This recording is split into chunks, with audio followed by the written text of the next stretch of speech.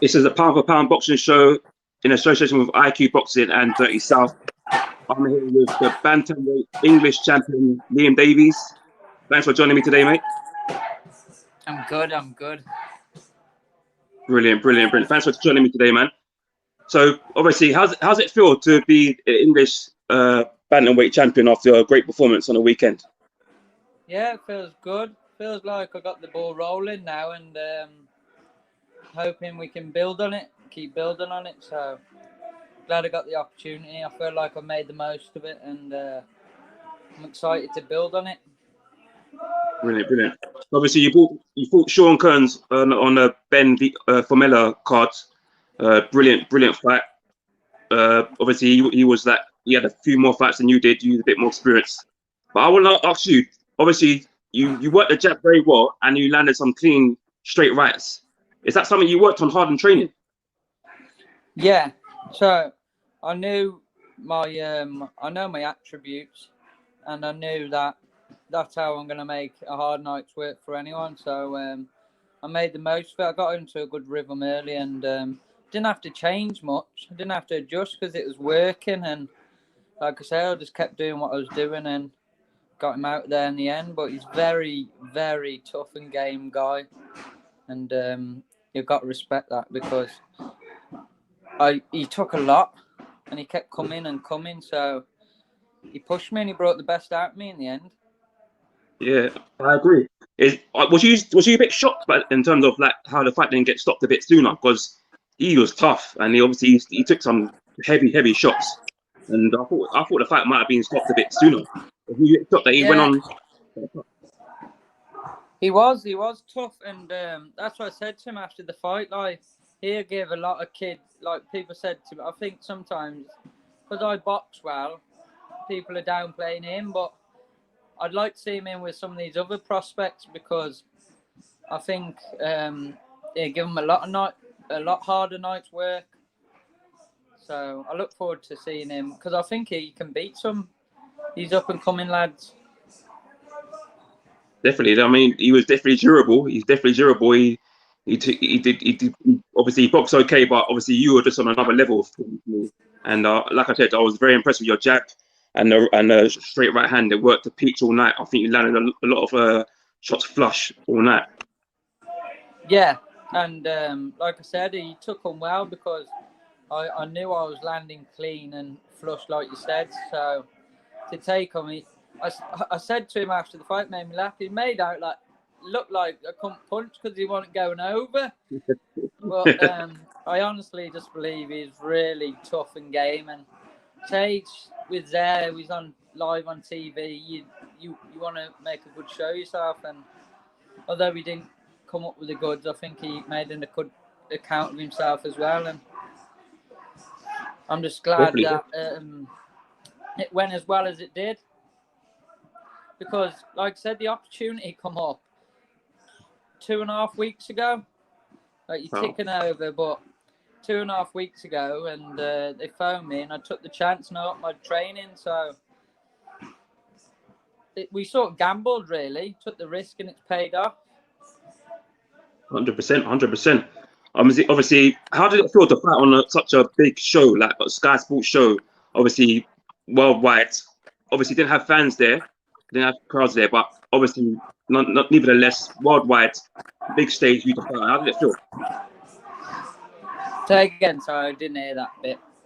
Obviously, fighting on Sky Sports, big worldwide fans watching you. How did that feel to be fighting on TV like that on Sky Sports? Yes. So the pressure was on, to be honest. I did feel the pressure, but looking back now, I really enjoyed it. And even the week, like, I was there 4 days before the fight, so every day was like something new. Press conference, media. I haven't done it all before, but certainly get used to it. And I really enjoyed it and just made memories. Like my dad was there, my coach with me all week, so just memories that will never be forgotten.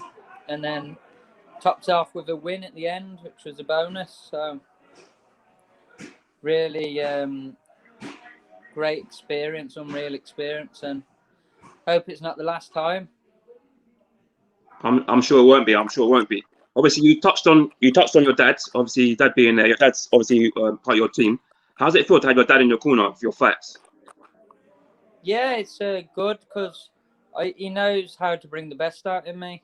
Like, it's all not sunshine and rainbows, but we know each other, and deep down, I know he wants the best for me, and the partnership's working well so far, so can't see it ever changing.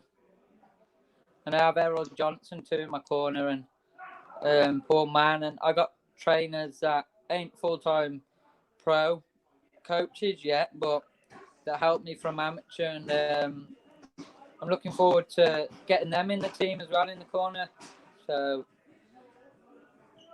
the whole team couldn't go because you could only have two there.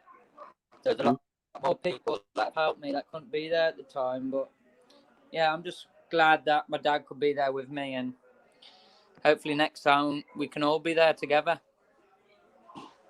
I'm sure you will. I'm sure you will. If you keep performing like that, I'm sure when we do get past this COVID and we get fans in stadiums. Oops, I seem to have lost Liam Davies, the English bantamweight champion there. Just bear me 1 second. Hopefully, he might come back on. It's pound for pound boxing show. I'm here with English bantamweight champion Liam Davies. Thanks for coming back on again. Obviously, the little technical glitch there. Obviously, his phone died, but we're gonna carry on. Liam, I want to ask you. Obviously, you're in the bantamweight weight class, and you've got some very good British young prospects coming through. The likes of yourself, Kash, Farooq, Mark Leach, Liam Mcgregor, Charlie Edwards as well, former world champion as well. How exciting is it to be in that sort of generational fighters now, going forward, and maybe being involved in one of these fights? Yeah, I just feel like I put myself in the mix a bit now as well. So, and like I said, they're all good fighters, and they're all good fights for me. So, it's, I feel like I've gone up a level now, and I'm just looking forward to testing myself against one of them one time.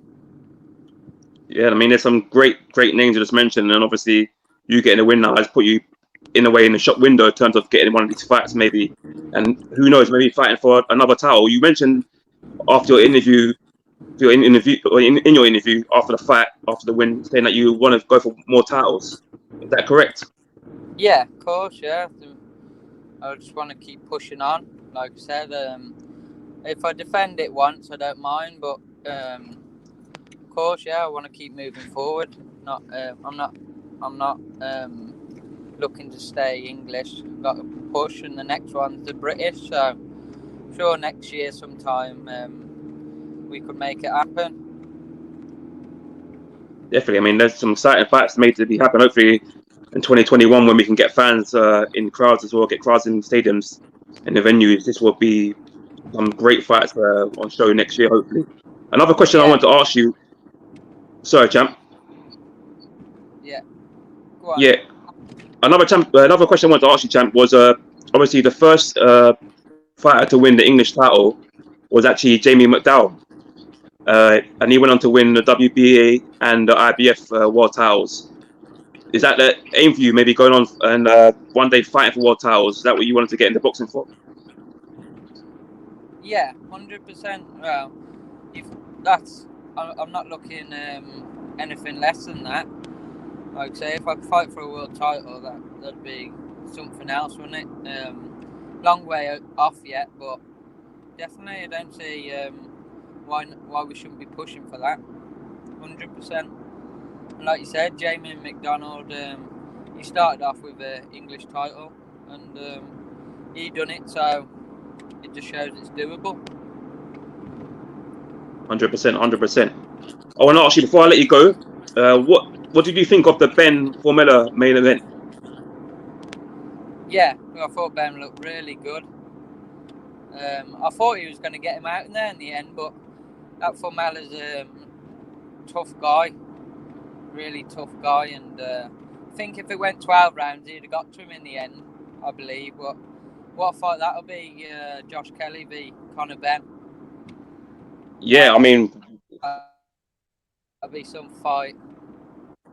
Obviously, yeah, 100%. Obviously, there's talk that it might happen next year in Sunderland. Obviously, Josh wants it to happen in Sunderland. Obviously, I'm sure Conor will want it in London. But yeah, great fight. It can happen, and I'm sure it can happen. Both being in the same, having the same promoter, Eddie Hearn, Matchroom Boxing. I'm sure that fight can get made after obviously Josh Kelly fights Avanisi first. Yeah. And get me on the undercard. That'd be good. Really, or that would be surely would be good if you can get you on the card. I would love to see that happen.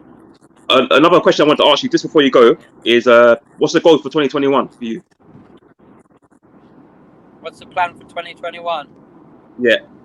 Keep pushing on, keep winning, and take whatever comes my way.